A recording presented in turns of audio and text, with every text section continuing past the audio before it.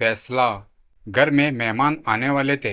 अपनी जवान लड़की को मैंने ढंग के हिंदुस्तानी कपड़े पहनने को कहा तो मम्मा, आप नहीं जानती, आजकल तो लड़कियां इससे भी छोटे छोटे कपड़े पहनती हैं।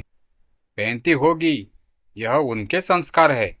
मम्मा, जस्ट चील। कुछ ही दिन में बच्चों के जोर देने पर हमारा पूरा परिवार एक फिल्म देखने गया। उसमें बच्चों व पेरेंट्स की बातचीत कुछ इस प्रकार थी। लड़कियों को आज़ादी मिलनी चाहिए, ये उनका हक है। उनकी मम्मी गुस्से से, अधिक आज़ादी से लड़कियों प्रेग्नेंट हो जाती है। ये सी थिएटर में भी मुझे पसीना आ गया। दुनिया कहाँ जा रही है? इसका मतलब ये फिल्में ही बच्चों को भ्रष्ट कर रही है। खैर, मूड फ्रेश करने के लिए सोचा थोड़ी शॉपिंग ही कर लें। साड़ियाँ दिखाते हुए दुकानदार, ये देखिए, करीना कपूर ने पहनी थी बिल्कुल ऐसी साड़ी, है ना वही? अरे साहब, इसका तो प्रियंका चोपड़ा ने ऐड किया है। हम साड़ियाँ छोड़ दुकान से नीचे आ गए। पता नहीं साड़ियाँ पसंद नहीं थी या कि उसकी सोच। कुछ दिन पूर्व ही पूनम ने अपने टेलर से कहा था, मास्टर जी, ब्लैक लेस ब्लाउज बनाइए, सिर्फ एक ब्रोच वाला। किसे दोष दें फिल्मों को, फिल्म स्टार को जो उन्हें बेच रहे हैं, या बिकने वाले घिनौने विचार को? पूर्वी बार बार पूछ रही थी, मम्मा, मैं ये ड्रेस ले लूं प्लीज? मैंने झुंझलाकर स्वीकृति में सिर हिला दिया। वो ड्रेस लेकर फुली नहीं समा रही थी। शायद उसे लगा मम्मा ने उसकी पसंद पर मुहर लगा दी है, लेकिन मैं भीतर ही भीतर उलझी हुई थी। क्या सच में यही स्वतंत्रता है जिसकी हमें कामना करनी चाहिए?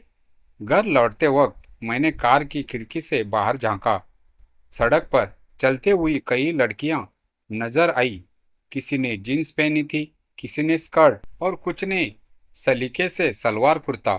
सब अपने अपने ढंग से खुश लग रही थी। मैं सोचने लगी, क्या वाकई कपड़ों से संस्कारों का मापदंड तय किया जा सकता है? शाम को जब हम घर पहुंचे, पूर्वी अपनी नई ड्रेस पहनकर आईना देख रही थी। मैंने धीमे से पूछा, बेटा, यह ड्रेस क्यों इतनी पसंद आई तुम्हें?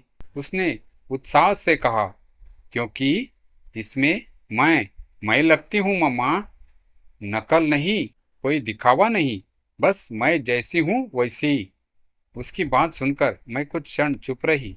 शायद वो जो कहना चाह रही थी उसमें एक सच्चाई छुपी थी, व्यक्तित्व की स्वतंत्रता।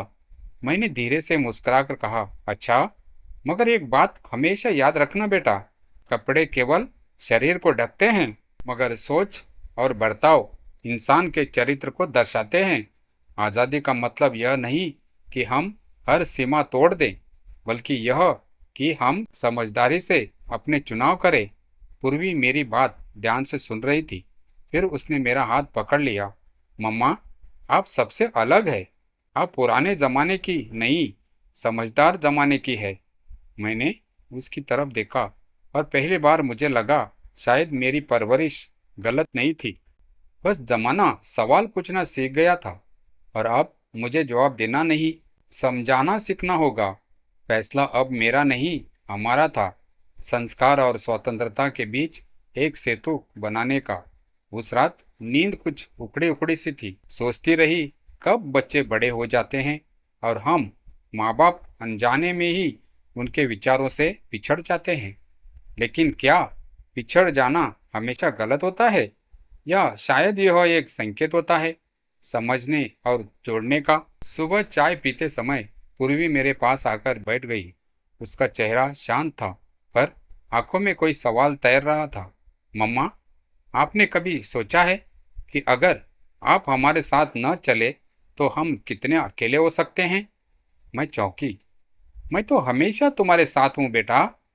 नहीं मम्मा, वह बोली, शरीर के साथ होना एक बात है और सोच से साथ होना दूसरी।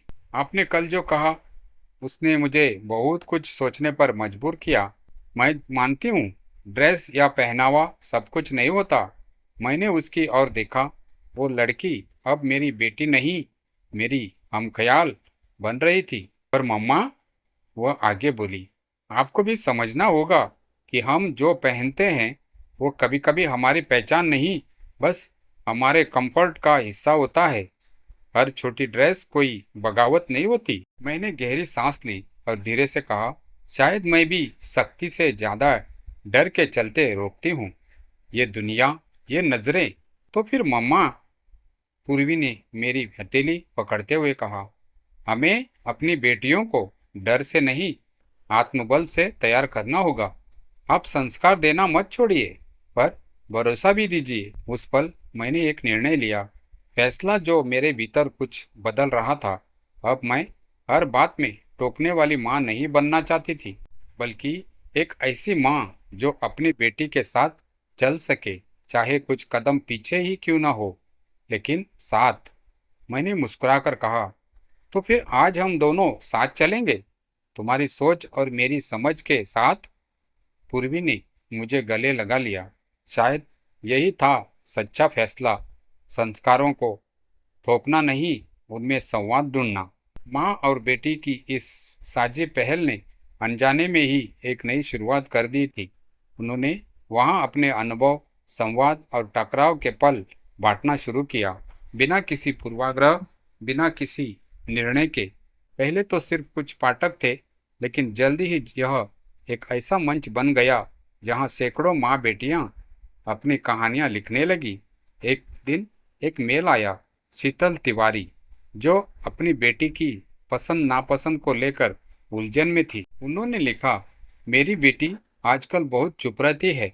मैं समझ नहीं पाती कि वो मुझसे दूर हो गई है या मैं ही कहीं पिछड़ गई हूँ। आपकी कहानी पढ़कर लगा शायद संवाद की शुरुआत मैं करूं। पूर्वी ने माँ की तरफ देखा। मम्मा, हमने जो सीखा है, अब शायद उसकी असली जरूरत बाहर है। माँ ने हामी भरी। तो क्यों ना हम इन अनुभवों को लेकर वर्कशॉप शुरू करें, छोटे शहरों में जहाँ पीढ़ियों के बीच संवाद अब भी दीवारों में घुटता है। पूर्वी की आंखों में चमक थी। कुछ ही हफ्तों में उन्होंने स्थानीय एनजीओ के साथ मिलकर पहली वर्कशॉप आयोजित की। संवाद का पहला कदम, उसमें माँ बेटियाँ एक दूसरे से खुलकर बात कर सके, इसके लिए खास गतिविधियाँ रखी गई। एक सत्र में एक माँ ने कहा, मुझे लगा था कि अगर मेरी बेटी मेरी बात नहीं मानती तो वो मुझे नहीं मानती, लेकिन आज पहली बार उसने कहा, मम्मी, मैं आपसे डरती नहीं, आपको खोने से डरती हूँ। मैंने भी पहली बार उसे गले लगाया। उस दिन माँ बेटी दोनों की आंखों में आंसू थे, खुशी और समझदारी के आंसू। घर लौटते वक्त माँ और पूर्वी ने एक दूसरे की हथेली थाम ली। माँ ने कहा, बेटा, तूने मुझे वक्त के साथ चलना नहीं, वक्त को महसूस करना सिखा दिया है। पूर्वी मुस्कुराई, और आपने मुझे ये समझाया कि जड़ें अगर मजबूत हो तो पंख फैलाने में डर नहीं लगता। रात को ब्लॉग पर उन्होंने नया पोस्ट लिखा, माँ बेटी सिर्फ रिश्ता नहीं, एक संवाद है। अब वो सिर्फ एक माँ और बेटी नहीं थी, वो दो युगों की बीच पुल थी जो जोड़ रही थी संस्कारों की गहराई को स्वतंत्रता की उड़ान से।